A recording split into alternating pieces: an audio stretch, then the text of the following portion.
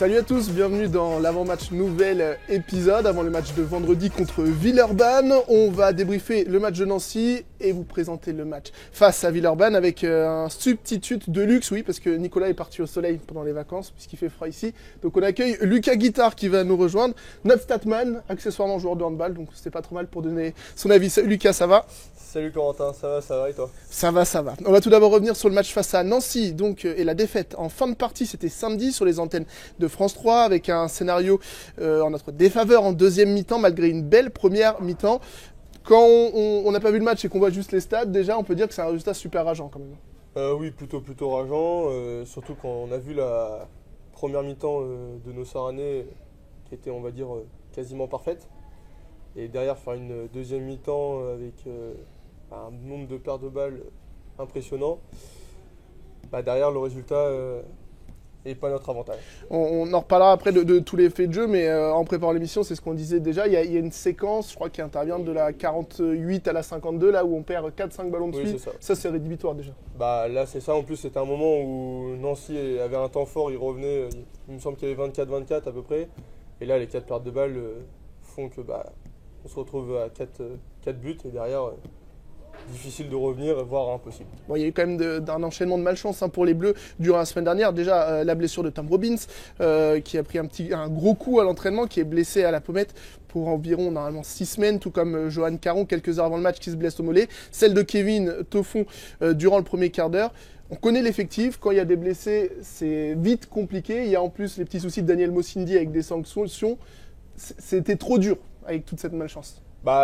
C'est ça, beaucoup trop de joueurs blessés, obligés de faire jouer des joueurs qui n'ont pas l'habitude de jouer à des postes. Je vois par exemple des Quentin Eman qui ont dû jouer demi-centre pour dépanner, c'est pas forcément leur poste, qui se retrouvent du coup en difficulté.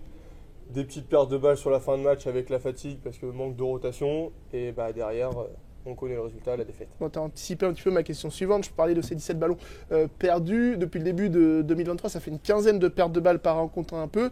Comment tu l'expliques, toi, ces ballons perdus, de la fatigue, des manques de repères, peut-être à cause des blessures et des nouveaux postes? Oui, peut-être. Après, j'imagine que ne pas jouer à son poste, c'est beaucoup plus dur, surtout avec des joueurs qui se blessent juste avant le match, pas le temps aux entraînements durant la semaine de pouvoir s'adapter à un nouveau poste. C'est ça, derrière manque de rotation, on connaît un peu quand même le haut niveau. Jouer 1 heure à un poste en défense, en attaque, c'est quand même assez compliqué. Donc derrière un peu de fatigue, de précipitation et des pertes de balles qui s'enchaînent les unes après les autres. Mais c'est le gros défaut, on a l'impression, plus en plus on dit qu'on perd trop de ballons, plus on en perd, donc c'est un petit peu compliqué. C'est ça, là, depuis la reprise, plus les matchs avancent, plus on fait de pertes de balles. Donc on sait le point qu'il faut corriger pour les prochains matchs. Mais ce qui reste, je pense, quand même encore assez difficile. Saran est 5e maintenant, 4 points de retard sur le duo de tête Dijon et Tremblay qui compte 30 points. Un petit point de retard sur Frontignan et Ponto qui compte 27 points. Saran a donc 26 points, mais garde 5 points d'avance sur Caen, 6e, et 6 sur Bordeaux. Donc une petite marge. On l'a vu dans la presse en début de semaine, Fabien Courcial qui disait on va déjà regarder ce qui se passe derrière. C'est aussi ton constat pour le moment, dans l'état actuel des choses? C'est ça, hein. Là, il y a un petit écart qui a été fait sur la 6e place qui est plutôt bien pour nos Septors. Après, ce qui est dommage, c'est que les résultats du week-end auraient pu permettre aux Saranais de se rapprocher de cette première place, voire de la deuxième pour les playoffs. Maintenant, il faut prendre les matchs les uns après les autres et aller chercher les 2 points à chaque fois pour ces playoffs. Malgré tout, il y aura un Dijon-Tremblay qui aura lieu vendredi soir. C'est bien un Dijon match nul à aller du côté de Tremblay. Tu as un avis sur cette rencontre ou un avis pour ce qui pourrait être mieux pour nous? Toi, qu'est-ce que tu penses déjà? Les Dijonnais sont quand même assez impressionnants, hein. Depuis le début de saison, en attaque, ça tourne quand même à plus de 35 buts, je crois, de moyenne par match, ce qui est quand même assez impressionnant. Qui sont en plus, du coup, c'est à Dijon, hein, c'est ça, donc à domicile. Je vois Dijon gagner, ce qui peut du coup être pas trop mal pour les Saranais qui vont se rapprocher de cette 2e place. Mais du coup, la première place directement qualifiée, qui permet directement l'accession en Ligue Kimoli sera du coup un peu plus difficile d'accès. Mais ouais, je pense qu'une victoire dijonnaise sera un peu plus avantageuse pour nos Sarranais. On passe maintenant à notre match. Nous, ça sera la réception de Villeurbanne pour les Bleus. Quelques infos autour de la rencontre. Tout d'abord, il reste des billets pour la rencontre. saran-hb.fr. Place à partir de 10 €. Il n'y en a plus beaucoup. Dépêchez-vous. Deuxièmement, vous l'avez vu sur Facebook hier, le club organise une grande collecte en lien avec le relais orléanais pour venir en aide aux personnes dans le besoin. Une collecte de produits de première nécessité, dentifrice, gel douche, shampoing. Tout ça seront les bienvenus. Il y aura un stand dans le hall. Vous pourrez y déposer tous vos dons. Merci d'avance à tous. Villeurbanne, je le disais, 15e. Sans victoire depuis la fin septembre. En grande difficulté dans la zone de relégation. S'il y a des relégations en fin de saison, mais ça c'est un autre débat, parce qu'on sait qu'il y a souvent des repêchages, etc. Mais c'est typiquement le match qui convient jamais à Saran. Lucas, et pourquoi? Déjà, c'est le cas, et pourquoi? Bah, c'est vrai que là, depuis le début de saison, dès qu'on a joué des équipes, on va dire plutôt de bas de tableau, à chaque fois, soit on s'est fait piéger, soit on s'est fait peur jusqu'à la dernière seconde, enfin jusqu'à la fin du match. Après, à l'inverse, c'est aussi un bon match contre une équipe qui est vraiment, Villeurbanne, dans le dur, ouais. Dans le très très dur, une équipe qui peut nous permettre de relancer nos Sarranais. En plus, avec les quelques absences, peut permettre, si tout se passe bien, de reposer potentiellement quelques joueurs en fin de match. Et on l'espère avec une victoire plutôt... Comment tu l'expliques ça, peut-être, je ne sais pas si c'est un excès de confiance, mais en tout cas cette difficulté à gérer les matchs face aux équipes qui sont bien plus basses au classement? Bah, c'est que peut-être que l'approche du match ne se fait pas pareil. On se dit que ça peut être une équipe qui est, comme Villeurbanne, qui enchaîne les défaites. Bon, peut-être plus facile, on est peut-être moins concentré, moins appliqué. Et à l'inverse, une équipe qui de toute façon n'a rien à perdre. Oui.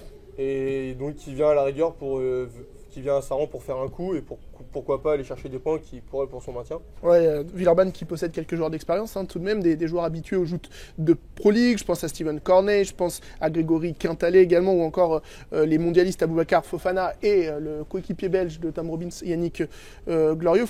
Faudra se méfier quand même. On rappelle ici 8 matchs cette saison, 0 défaite.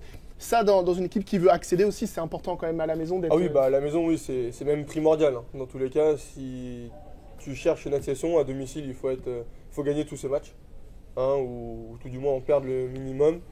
Et il faut justement aller chercher ces points à l'extérieur contre les petites équipes et surtout contre les grosses équipes.